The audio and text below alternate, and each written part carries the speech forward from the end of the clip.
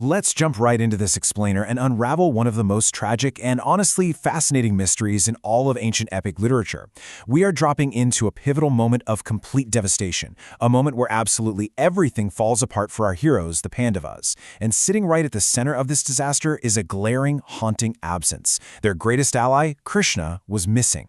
So today we're going to explore exactly where he was, what he was fighting, and the wild chain of events that kept him away when he was needed most. Picture this. You've just lost literally everything. You've been stripped of your kingdom, your wealth, your dignity. You look at your greatest friend and protector, and the only thing you can possibly ask is, where were you? We're starting right at the emotional climax here, echoing the burning question King Yudhishthira asks his omnipotent ally. It's a profound moment of vulnerability and, honestly, a feeling of betrayal grounded in unimaginable distress.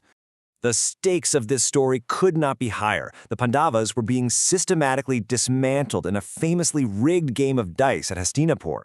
But the true tragedy of this disaster, Krishna, their greatest protector, the one being actually capable of stopping this madness, was mysteriously absent. He just wasn't there to intervene. He wasn't there to save them. Part 1. Where was Krishna? The interrogation. To solve this ancient alibi, we really have to look directly at the source material and the interrogation that kicks this whole narrative off. You can practically hear the desperation when Yudhishthira asks, "O Krishna, why wert thou absent? And while thou wert away, where didst thou dwell? And what didst thou do?" He's demanding to know what could possibly have kept his friend away in their darkest hour. I mean, what mission could hold more weight than the survival of his closest allies? Well, the answer reveals a sprawling, epic conflict happening at the exact same time. Part 2. The Spark of Vengeance. You know, everything in this ancient source material is deeply interconnected. A single slight can ignite a catastrophic war, and it's like a giant puzzle. It's the ultimate butterfly effect. First, it all starts with the death of King Sisupala at a massive ceremony called the Rajasuya sacrifice. That single death triggers step 2, the immense rage of a king named Salwa. Salwa's fury then leads to step 3, a devastating surprise attack on Krishna's home city of Dwaraka while it's completely empty of its greatest defender. And finally, step 4 brings Krishna's brutal retaliation. So the crazy part is that Krishna's own previous action is what set this entire disaster in motion. The source tells us that the highly energetic King Sisupala was slain by Krishna at Yudhishthira's own Rajasuya sacrifice. Why? Well, because Sisupala was consumed by anger and just couldn't bear to see the first worship offered to Krishna. That bitter dispute over honor ended in Sisupala's death, which unknowingly created a furious, relentless enemy in King Salwa, who is hell-bent on revenge. Part 3. Attack of the Flying City. Okay, the details of this attack are absolutely wild. According to the text, Salwa arrives at Krishna's city of Dwaraka in a vehicle called the Souva. The source actually defines the Souva as a car made of precious metals, capable of going anywhere at will. He literally takes to the sky in this metallic marvel. It sounds straight out of a sci-fi blockbuster, right? But it's right there in the ancient text. A flying metal fortress descending upon a totally unsuspecting city. And Salwa doesn't just attack, he utterly ravages the place. He strategically hits Dwaraka while Krishna is gone. So instead of facing his true rival, he encounters the young princes of the Vrishni race. He fights these youthful defenders mercilessly, slaughtering many of them, and adding insult to injury, he completely devastates all the beautiful gardens of the city.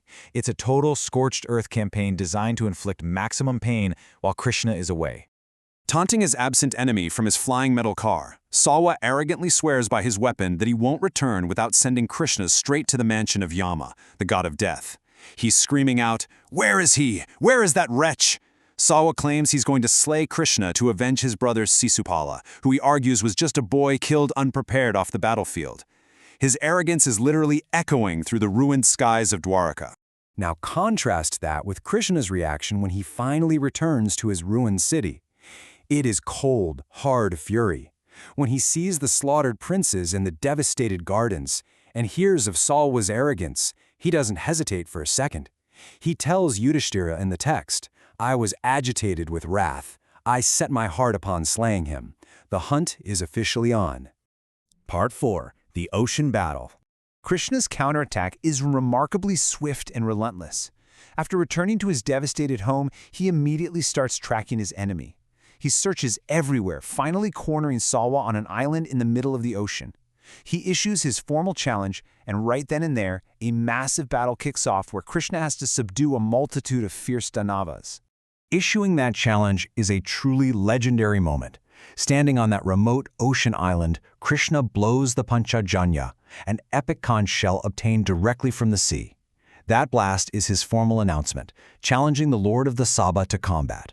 The moment that sound rings out, the text says Krishna is swarmed by numerous Danavas, all of whom he fiercely subdues and prostrates on the very ground. Part 5. The tragic timing. Now we bring the narrative full circle, connecting Krishna's epic, isolated victory back to the tragedy of the Pandavas that we started with. This is a real bittersweet gut punch. Krishna explains to Yudhishthira, "As soon as I heard of the unfair game of dice at Hastinapur, I have come here desirous of seeing ye, who have been plunged in distress." This reveals the heartbreaking reality. Krishna was completely unaware of his friend's suffering simply because he was entirely consumed by defending his own realm and fighting an ocean battle with Salwa. It's a brilliant illustration of the cruel timing of fate. To put it into perspective, you can literally be the most powerful being in the world, capable of taking down flying metal cars and subduing entire armies on ocean islands, but you still cannot be in two places at once. Krishna defeated his foes and saved his realm, but that exact delay cost his closest allies their entire kingdom. It's a tough lesson on the limits of power when you're up against the sheer vastness of circumstance. Think about it. If Sisupala hadn't been angered over who received the first worship, Salwa would never have sought revenge. That flying city would never have attacked Dwaraka. Krishna would never have been drawn away to an island in the ocean. And perhaps he would have actually been at Hastinapur to stop that rigged game of dice, completely rewriting the fate of the Pandavas. It really leaves you wondering, how deeply connected are the events in our own lives, and what invisible dominoes are falling right now?